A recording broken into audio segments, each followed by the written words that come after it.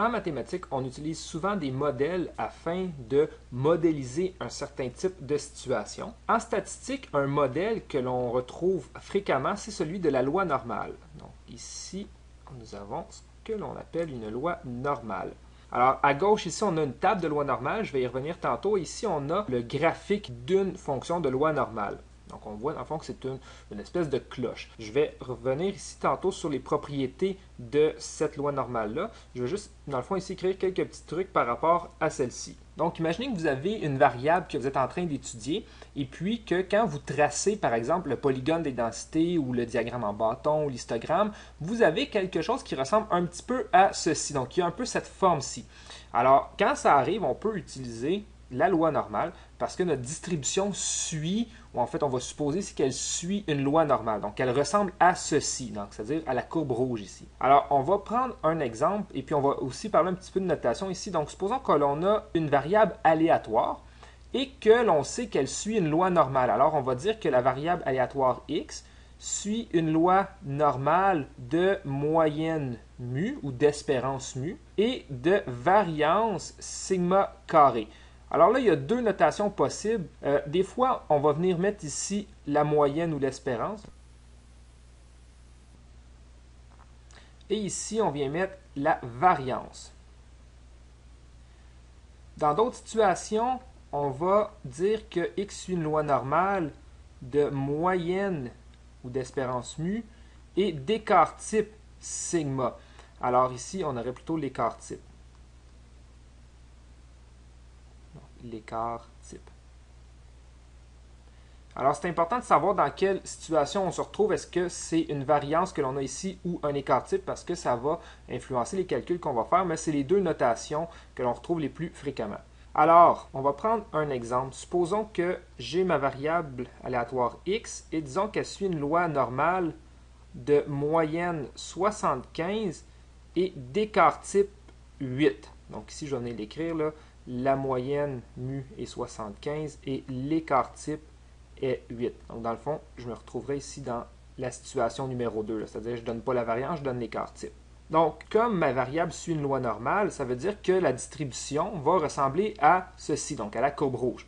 Le centre est toujours centré sur la moyenne mu. Donc, dans mon exemple, c'est 75. Si je prends un exemple plus abstrait, toujours centré par rapport à la moyenne mu. Et ici, on parle de probabilité. Okay? Une loi normale, c'est pour en fait permettre de calculer des probabilités. Et donc, notre formule ici, là, notre courbe, doit avoir quelques propriétés. Premièrement, l'aire sous la courbe, ou l'aire entre la courbe rouge et l'axe ici, l'axe des x, donc R sous la courbe, représente une distribution complète, donc 100%. La deuxième chose que l'on observe, on regarde qu'on voit qu'il y a une symétrie par rapport à la moyenne. Donc, symétrique par rapport à la moyenne mu. Ça, ce que ça veut dire, c'est que si sous la courbe, j'ai 100% dans le fond de mes données, de part et d'autre de la moyenne, comme c'est symétrique, je dois avoir 50% des deux côtés. Alors ici, j'ai 50% des données qui sont inférieures à la moyenne et par symétrie, 50% des données qui sont supérieures à la moyenne.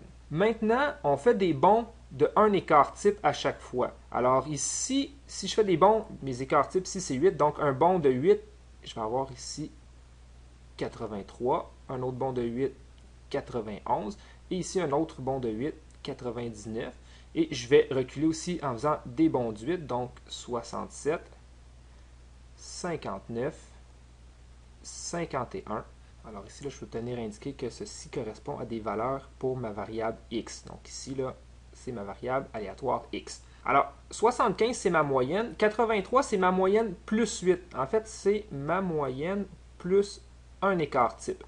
Le 91, c'est ma moyenne plus 8 plus 8. Donc, en fond, deux bonds de 8, ce qui veut dire que je me situe à deux écarts types de la moyenne. Donc, si je vais l'écrire, 91, dans le fond, c'est l'équivalent de mu plus 2 écarts types. Et 99, donc c'est un autre bond de 8, donc ce serait mu plus 3 écarts types. Et je peux continuer comme ça, mais j'ai arrêté ici à 3 écarts types parce que, bon, si on remarque, là, après le troisième écart type ou après 99, là, si je viens mettre une petite barre, alors on voit qu'il y a très peu d'espace entre la courbe rouge et l'axe des X. Et donc, ça veut dire qu'il y a très peu de données qui se retrouvent au-delà de la valeur 99 ou, dans le fond, à plus de 3 écarts types. Donc, il y en a peut-être quelques-unes, mais on remarque qu'il y en a très peu. Par contre, si on regarde ici par rapport à 83, donc je vais mettre une barre pour bien voir. Donc, on remarque qu'entre 75 et 83, il y a quand même une bonne proportion de l'air sous la courbe qui se retrouve ici. Mais on voit que la proportion des données qui se retrouvent entre 75 et 83 est certainement plus grande que la proportion des données qui se retrouvent de 99 à plus grand, en fait. On a juste à regarder l'air sous la courbe qui semble ici minuscule. Ce qu'on remarque aussi, c'est que plus je m'éloigne de la moyenne, peu importe que j'y vais vers la droite ou vers la gauche, on remarque que plus je m'éloigne de la moyenne, plus la courbe s'écrase rapidement. Et donc, dans le fond, ce qu'on remarque, c'est que plus je m'éloigne de la moyenne, moins il y a de données. Donc, la proportion des données diminue. En fait, ici, si on regarde entre 83 et 91, on voit que, clairement, il y a moins de données ici que dans la partie de 75 à 83. Même chose, entre 91 et 99, il y a moins de données ici que de données entre 83 et 91.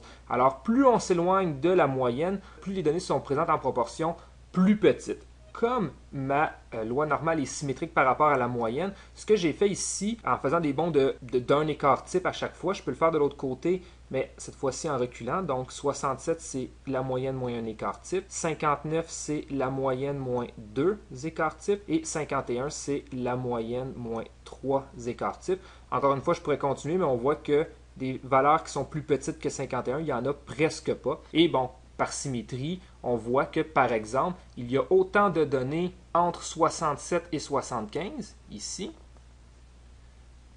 que entre 75 et 83, parce que pour chacune des deux tranches, on correspond à un écart type. Donc, de 75 à 67, c'est un écart type inférieur à la moyenne, mais de l'autre côté, c'est un écart type supérieur à la moyenne, mais ça reste un écart type. Donc, la proportion des données qui se retrouvent entre 67 et 75, ou à un écart type sous la moyenne, est la même que la proportion des données qui se retrouvent entre 75 et 83, c'est-à-dire à un écart type au-dessus de la moyenne. Donc maintenant, on va essayer de calculer un peu quelle proportion, par exemple, se retrouve entre 75 et 83 pour mon exemple. Alors là, ce qu'on va faire, c'est qu'on va, premièrement, on va utiliser la table de loi normale qui est à gauche, mais si on remarque la loi normale qui est ici, on voit de moyenne 0 et de variance 1, ou dans ce cas-ci, d'écart type 1, ça n'a pas d'importance, car si la variance est 1, bien entendu, l'écart type est 1, parce que pour calculer l'écart type, on prend la racine carrée de la variance, donc la racine carrée de 1 donne, bien entendu, 1. Donc ici, quand on a une loi normale 0,1, en fait, c'est ce qu'on appelle une loi normale centrée réduite. Donc je vais peut-être l'écrire ici, centrée et réduite. Et dans le fond, qu'est-ce que ça veut dire? C'est qu'une loi normale centrée réduite travaille avec les codes Z des valeurs qui sont ici. Alors, ce qu'on va faire, on va commencer par calculer les codes Z des valeurs qui sont ici, là, de 51 à 99. Alors, 75, je vais calculer la code Z ici, là, Z de 75. Je le mets en indice, là, juste pour indiquer que c'est la code Z de la valeur 75. Alors, la donnée, moins la moyenne, sur l'écart type, et on obtient 0. Ici, on a une code Z de 0. C'est normal, quand on est exactement égal à la moyenne, notre code Z est 0. 83, alors Z de 83, c'est quoi? C'est 83 moins la moyenne sur l'écart type. Donc 83 moins 75, ça donne 8. 8 divisé par 8, ça donne 1. Et donc ici, on est à 1 de code Z, parce que dans le fond, on est à un écart type. Si on fait le 91, c'est le dernier que je vais faire, parce qu'après ça, on va être capable de déduire les autres. Donc 91 moins 75 divisé en 8. Donc 91 moins 75, ça donne 16. 16 divisé en 8, ça donne 2. Et on a une code Z de 2. Et c'est normal parce que je suis à 2 écarts types, donc j'ai fait 2 bonds. Même chose pour 99, si on calcule sa code Z, on va obtenir 3 parce que je suis à 3 bonds de 8, donc à 3 écarts types de la moyenne. Alors, même chose si je vais de l'autre côté, 67, sa cote Z, c'est moins 1. 59, sa cote Z, c'est moins 2, parce qu'on est à 2 écarts types inférieurs à la moyenne. Et 51, moins 3. Alors, ce qui est en rouge ici, c'est la cote Z. Et notre cote Z ne suivra pas une loi normale mu sigma ou mu sigma carré, mais notre cote Z, elle, va suivre une loi normale de moyenne. Donc, si on remarque ici, j'avais une moyenne de 75. Quand je la transforme en cote Z, l'équivalent de 75, c'est quoi? C'est le 0 qui est ici. Donc, de moyenne 0. Et là, je ne fais plus des bonds de 8, mais je fais des bonds de 1. Alors, on va mettre ici 0, 1. D'où la loi normale ici, 0, 1. Donc, de moyenne 0 et de variance ou d'écart type 1. Maintenant, ce que je vais faire, c'est calculer la proportion des données qui se retrouvent entre 75 et 83, ou en termes de code Z, de 0 à 1 écart type. Alors, comment qu'on procède? Premièrement, on va utiliser notre table de loi normale ici qui est centrée réduite. Et peut-être le fonctionnement ici dans les marges. On a les valeurs pour calculer, en fait, pour déterminer notre code Z, et on a les proportions à l'intérieur de la table qui sont associées au code Z que l'on trouve dans les marges. Alors, premièrement, quand on travaille avec une table comme ça, il faut savoir comment elle fonctionne. Elles ne sont pas tous pareilles, elles ne sont pas tous construites de la même façon. Celle-ci, comment elle fonctionne, c'est qu'elle nous donne la proportion des valeurs qui sont entre la moyenne, donc dans le fond une code Z de 0, et une code Z que l'on choisit ici. Alors, si on remarque, là, les codes Z sont dans la marge. Fait que, par exemple, si je viens chercher ici 1,5 et une code Z se donne toujours à 2 décimales, donc 1,5 et la deuxième décimale est ici. Donc, une code Z de 1,52, 1,50, 51, 52. Donc, pourquoi 52 ici? À cause de la deuxième décimale qui est le 2. 1,5 plus 0,02 nous donne 1,52. Alors, on pourrait venir chercher la proportion qui est ici, là. Je vais venir l'encadrer. Okay, 43,57. Donc, il y a 43,57% des données qui se retrouvent entre 0 et 1,52 de code Z. Donc, on travaille toujours avec des codes Z. Alors, dans la marge, ici, c'est vraiment les codes Z et on remarque qu'elles sont tous positives. Donc, ça va toujours nous donner quelque chose qui est à partir de 0 jusqu'à la code Z que l'on souhaite. Si on veut une code Z négative, eh bien, par symétrie, on peut aller chercher, dans le fond, l'équivalent. Donc, si ici, j'ai 43,57% de mes valeurs qui sont entre 0 et 1,52, par symétrie, j'ai exactement la même proportion qui est entre 0 et moins 1,52. Parce que c'est une des caractéristiques de ma loi normale, c'est qu'elle est symétrique par rapport à la moyenne. Donc, si je veux déterminer la proportion des données qui se situent entre 75 et 83, donc entre le centre et un écart type, je viens chercher un écart type, donc 1,00. Alors, on a ici.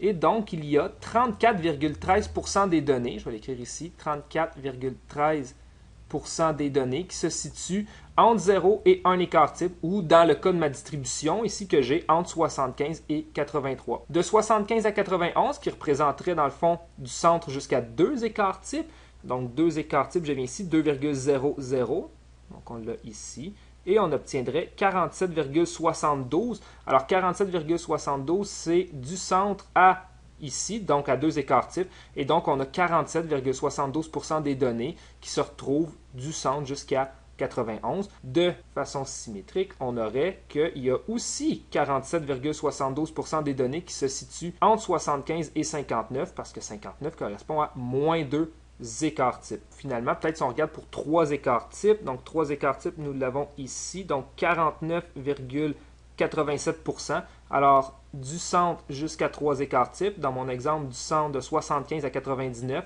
je totalise 49,87% des données. Et tantôt, quand je vous disais que ici, là, dans le petit bout qu'on voit, là, que je suis en train d'assurer, qu'il n'y avait presque rien, en fait, comme il y a 50% des données qui se retrouvent à droite de ma moyenne et qu'il y en a 49,87 qui sont du centre jusqu'à 99, et en faisant la différence, 50% moins 49,87%, on obtient donc 0,13%. Et c'est la proportion qui se retrouve dans mon exemple au-delà de 99 ou au-delà de 3 écarts types. Donc quand je disais tantôt qu'il y avait presque rien, on a environ 0,13% des données qui se retrouvent au-delà de 3 écarts types ou au-delà de 99.